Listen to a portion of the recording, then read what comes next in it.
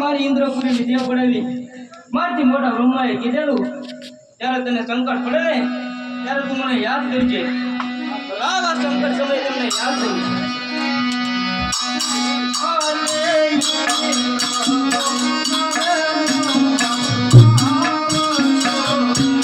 આવજો ઇન્દ્રપુરી માતા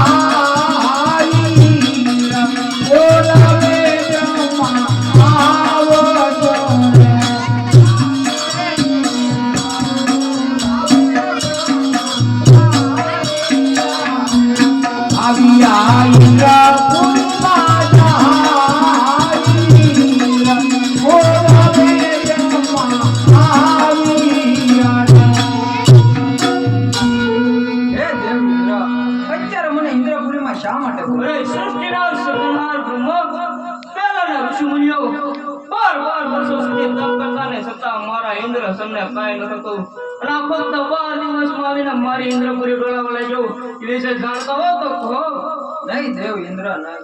અત્યારે જેમ તમારી ઇન્દ્રપુરી ડોલે છે તેમ મારી બ્રહ્મપુરી પણ ડોલે છે. પણ હા, મારથી મોટા ભાઈ વિષ્ણુએ કીધું હતું જ્યારે તમને સંકટ પડે ત્યારે મને યાદ કરો. તેમને જલ્દી યાદ કરો.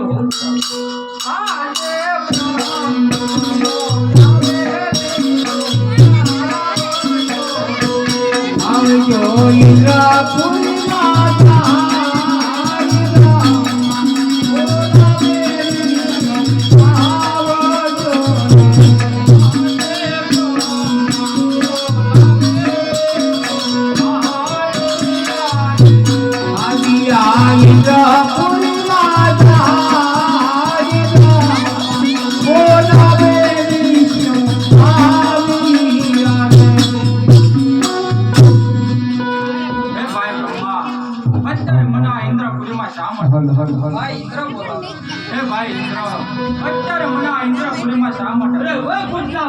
વિષ્ણુ પેલાના ઋષિમુનિઓ 12 વર્ષો સુધી તપ કરતા ને છતાં મારા ઇન્દ્ર સુને પાય ન હતું.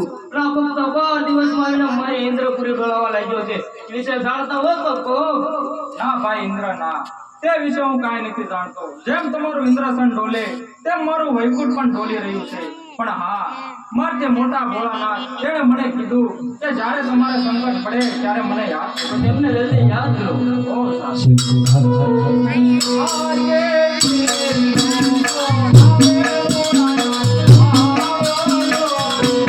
આવજો ઇન્દ્રપુરી માતા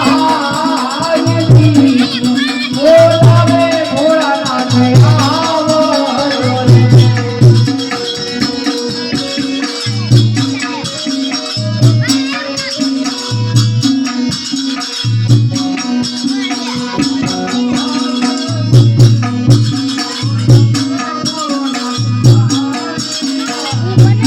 આવી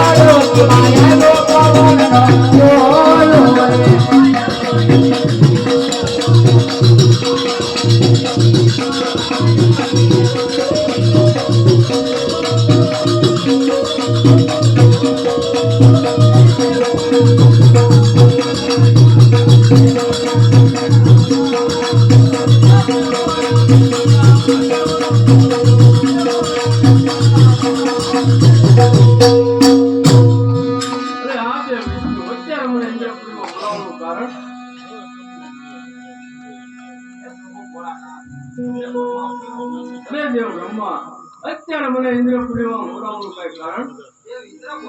અરે દેવ ઇન્દ્ર અત્યારે તમારે ઇન્દ્રપુરીમાં બોલાવવાનું કઈ કારણ?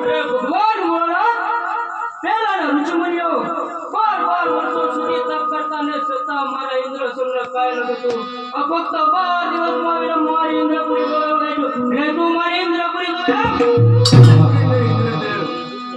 તમારી ઇન્દ્રસનનો કોઈ મોહ નથી.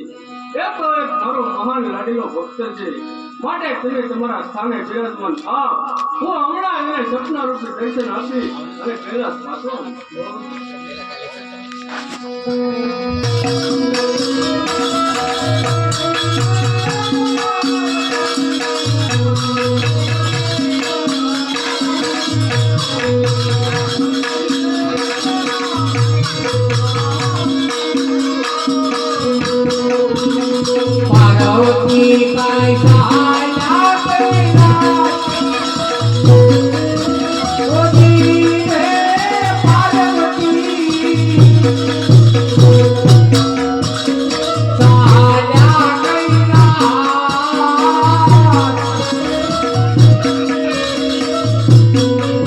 એવા